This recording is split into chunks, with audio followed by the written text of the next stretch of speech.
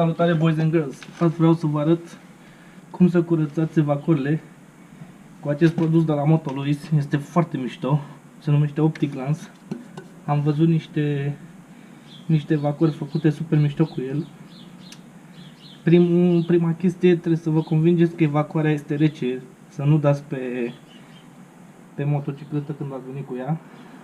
Haideți să vedem dacă este așa de ok cum zice lumea.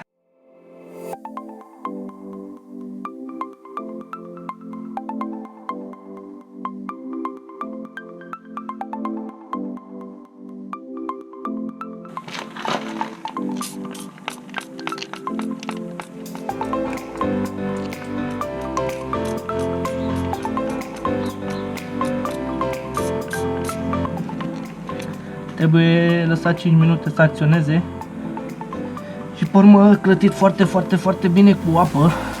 O să curățăm și cu un burete de la de vase ca să luăm tot de pe ea. Eu sper să-i dăm culoarea deodată.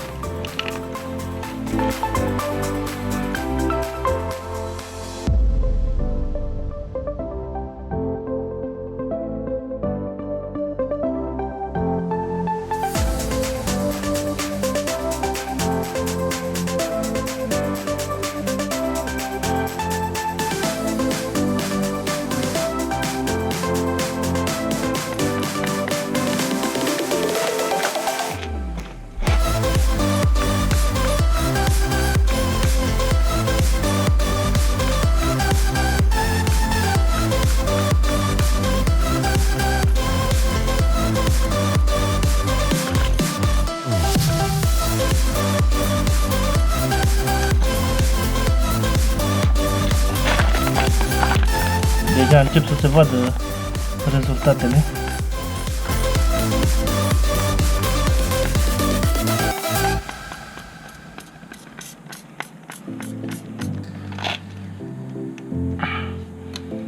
Ok. Și după ce am dat a doua oară, o să luăm la clătit cu apă.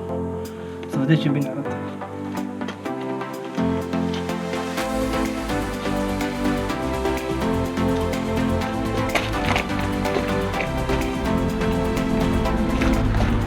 După ce a lăsat soluția să acționeze, acum o plătim bine cu apă.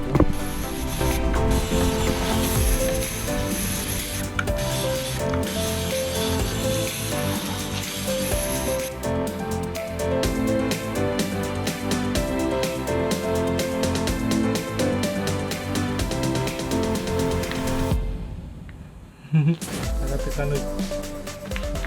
Cam asta am vrut să vă arăt, boys and girls. Uitați ce bine arată țevile acum.